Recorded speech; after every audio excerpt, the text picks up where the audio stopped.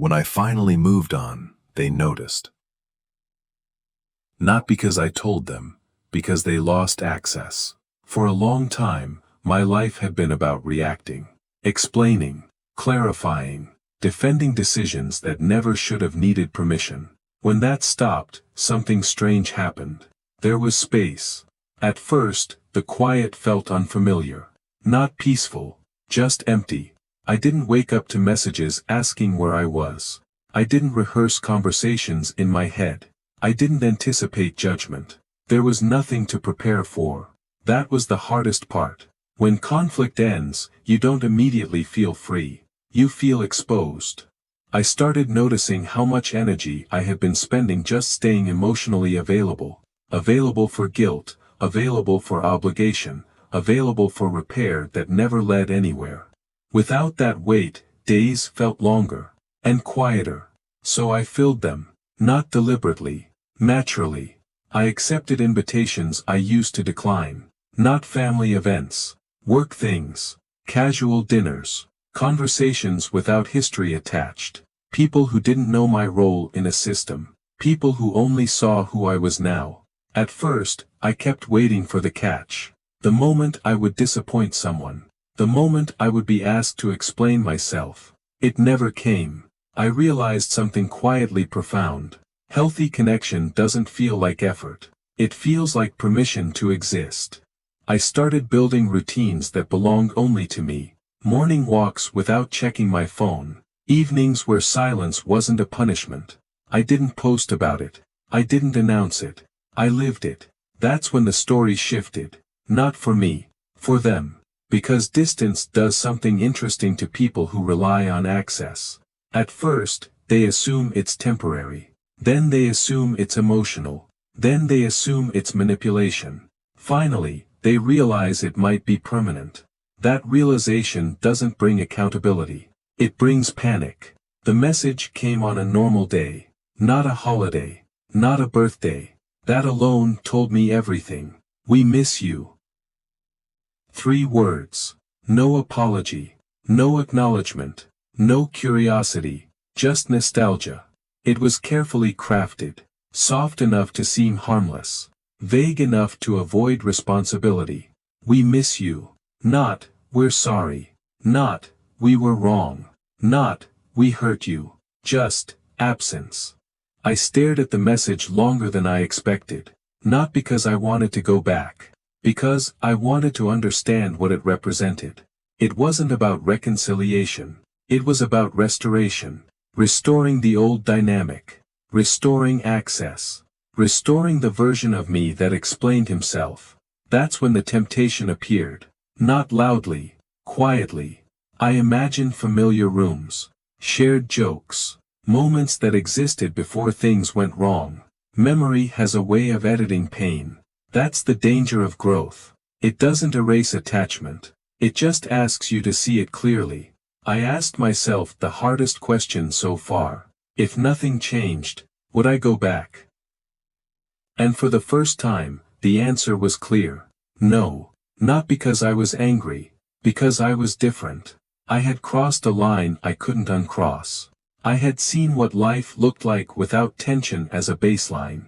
I had learned that peace doesn't negotiate. So I didn't reply. Not immediately. Not dramatically. I let the message sit. And in that space, I felt something new. Not guilt. Not fear. Clarity. For the first time, I wasn't choosing between family and myself. I had already chosen. The hardest test didn't come from them. It came from memory. After I didn't reply, nothing happened. No follow-up message, no clarification, just quiet. That's when my mind started doing what it always used to do, filling the silence.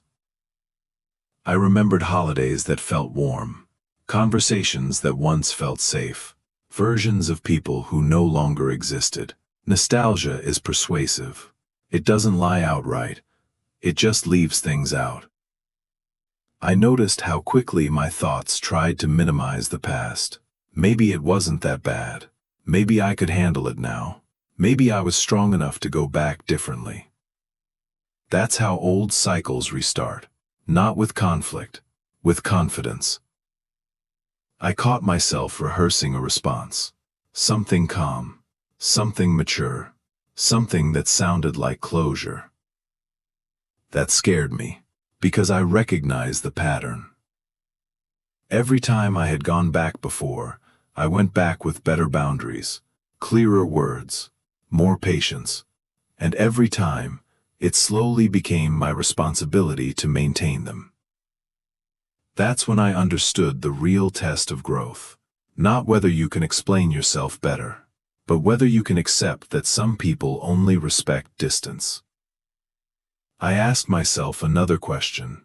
If I went back now, what would I be teaching them?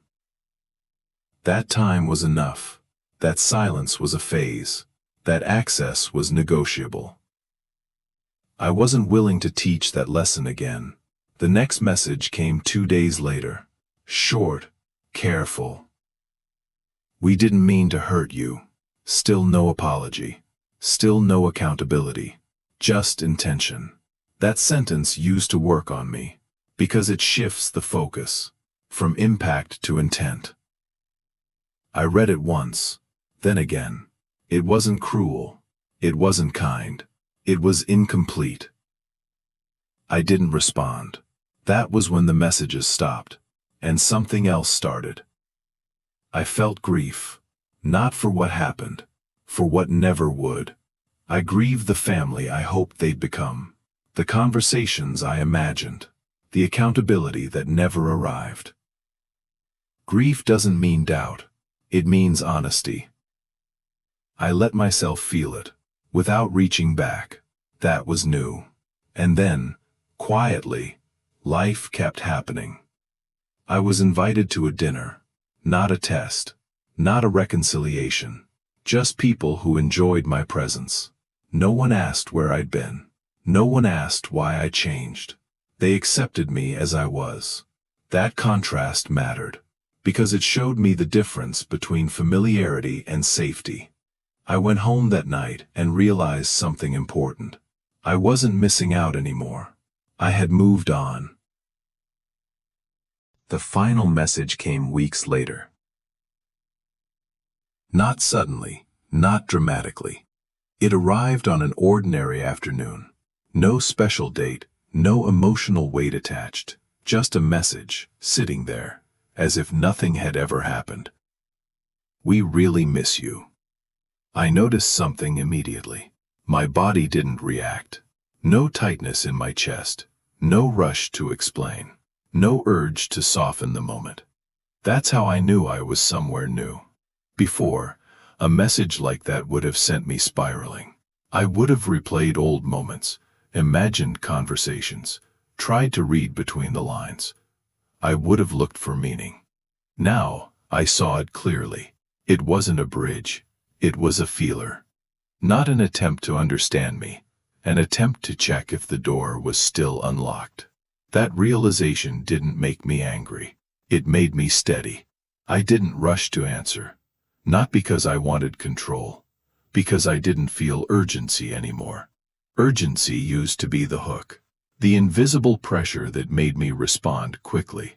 To reassure. To soften. To keep things comfortable. Comfortable for them. I went on with my day. Finished what I was doing, made dinner, went for a walk. The message stayed unread in my mind, but untouched in my hands. That was another sign. I wasn't avoiding it. I just wasn't centered around it. Later that night, I thought about what responding meant. Not what it would say, but what it would open. Because every reply teaches people how much access they still have. And I had learned that lesson the hard way. I asked myself one final question. If I went back now, what part of me would I have to abandon? The answer came easily. The calm. I realized I didn't miss them. I missed who I used to be before everything became complicated. And that version of me didn't exist anymore. Growth doesn't always feel like confidence. Sometimes it feels like acceptance. I accepted that the relationship they wanted wasn't the one I could survive in. So I finally replied. One sentence. I wish you well. I didn't add context. I didn't add warmth. I didn't add distance either. It wasn't cold. It was complete. That sentence closed something quietly. Not the relationship, the expectation. They didn't respond. Not that day. Not the next. And instead of feeling rejected, I felt resolved. Because closure doesn't always arrive as agreement.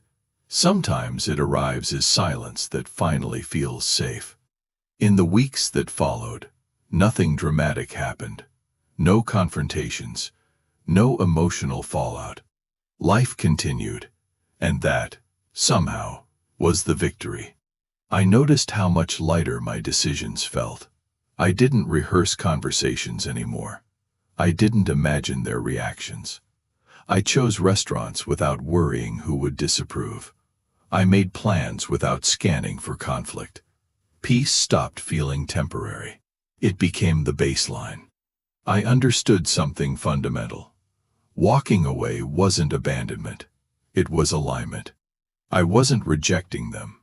I was choosing myself without resentment. That's the part people don't talk about. You can leave without hate. You can move on without proving anything. You don't owe access to people who only miss you when they lose control. That's the elixir. Not revenge. Not vindication. Freedom without noise. I built a life where silence wasn't absence. It was space. Space to grow. Space to rest. Space to be consistent. I didn't replace my family. I replaced the role I was playing. And that changed everything. They laughed first. I stayed quiet. But now, silence wasn't protection. It was home. If you're waiting for proof that it's okay to move on, let this be it. Sometimes the bravest thing you can do is build a life that doesn't require you to go back.